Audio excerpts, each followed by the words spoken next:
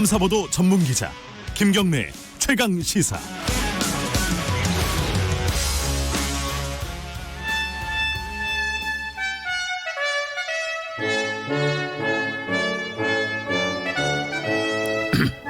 매주 월요일 박지원 의원과 함께하는 고품격 정치 토크, 박지원의 정치의 품격. 오늘도 대한정치신당 박지원 의원님 나와 계십니다. 안녕하세요. 네, 안녕하세요.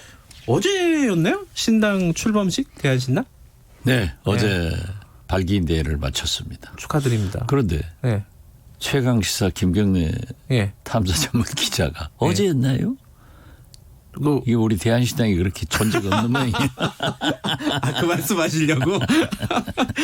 죄송합니다. 네, 앞으로 커집니다. 예, 우리는 계속 통합을 통해서 커집니다. 어디랑 통합하는 겁니까? 그것은 이제 두고 봐야죠. 그렇게 말씀하시니까. 아니, 그렇죠. 알겠습니다. 어쨌든 축하드리고요.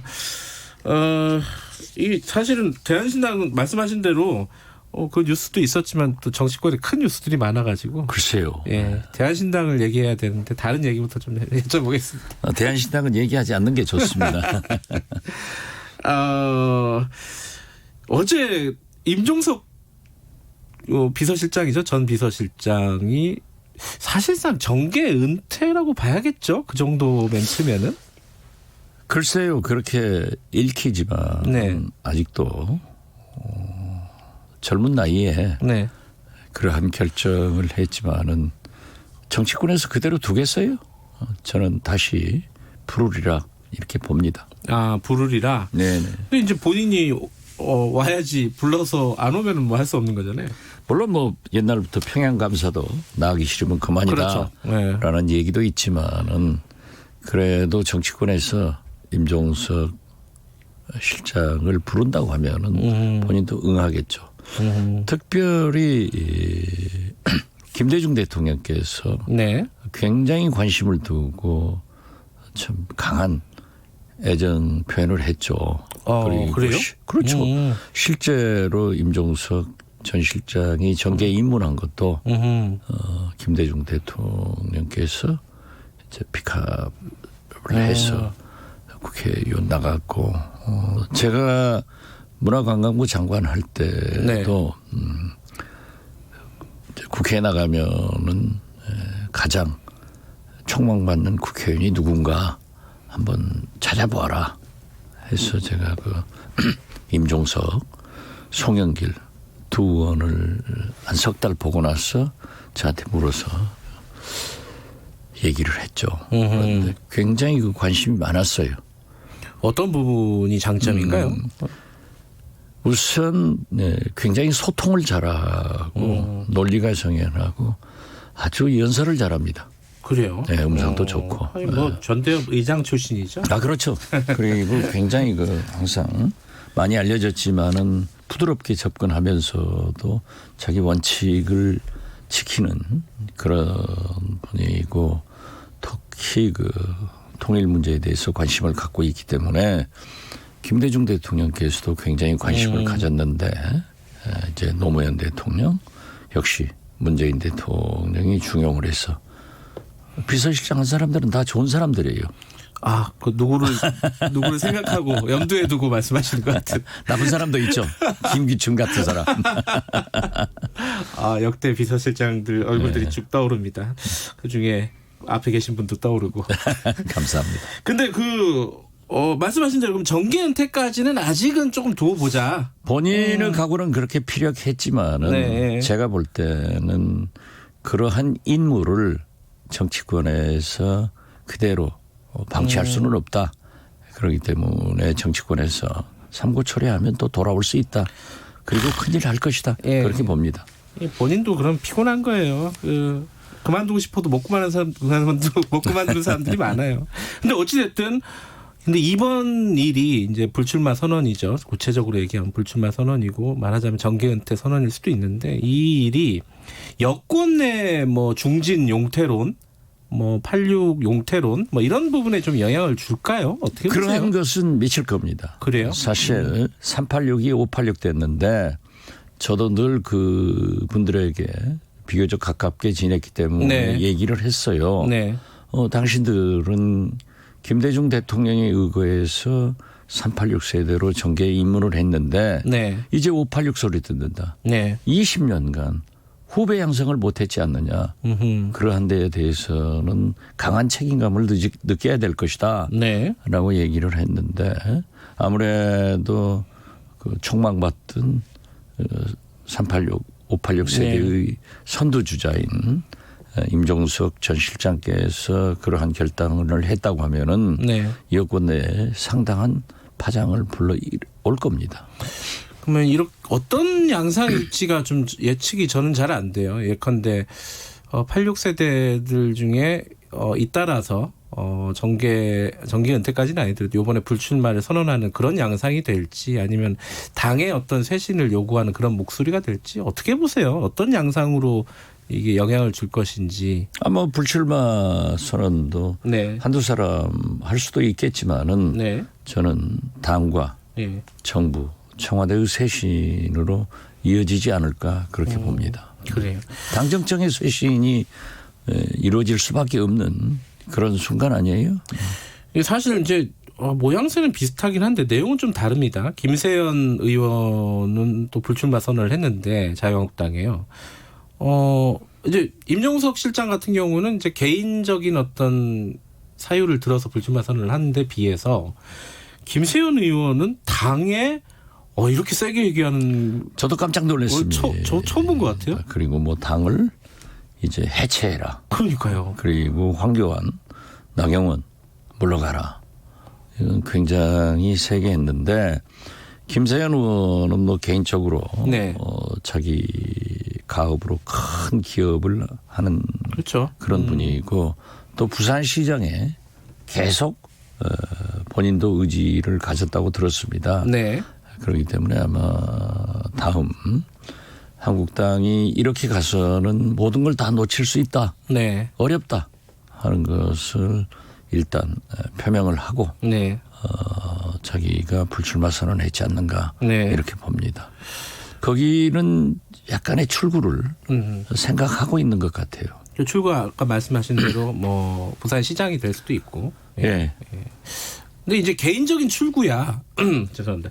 찾을 수 있겠지만은 근데 지금 문제는 사실 당입니다. 당. 그렇죠. 당 해체하라 혹은 뭐 존재 자체가 민폐다. 뭐 좀비 정당이다. 이거 참 이게 같은 당 의원 입에서 나온 말인지 진짜 의심스러울 정도의 강한 발언들인데 그만큼 한국당의 심각성을 얘기하는 거 아니겠어요? 네. 그렇기 때문에 도저히 자기가 보는 견해로는 특히 부산에서 네.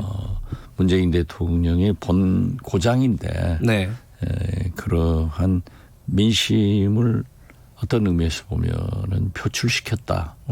그리고 한번 대개 배팅을 했다. 저는 그렇게 봅니다. 배팅을 했다. 배팅했죠. 그게 무슨 뜻이죠? 네. 뭐 지금 일단 불출마를 하고 부산시장이 목표였기 때문에 네네. 이번 출마를 하더라도 2년 있다가 이제 시장을 출마하려면은 의원직을 사퇴해야 되잖아요. 네, 예. 그때는 또 명분이 없기 때문에 지금 저는 세게 배팅을 한번 했다. 그렇게 해석합니다. 근데 이거를 자유한국당이 이런 비판 목소리를 어떻게 받아 안을지 이게 이제 궁금한 부분입니다. 저는 수용하지 못할 겁니다. 못할 것이다. 예. 왜냐하면 지금 현재 네. 그분들은 무조건 문재인 대통령을 반대하면 네. 고무신만 거꾸로 신으면은 집권이 된다.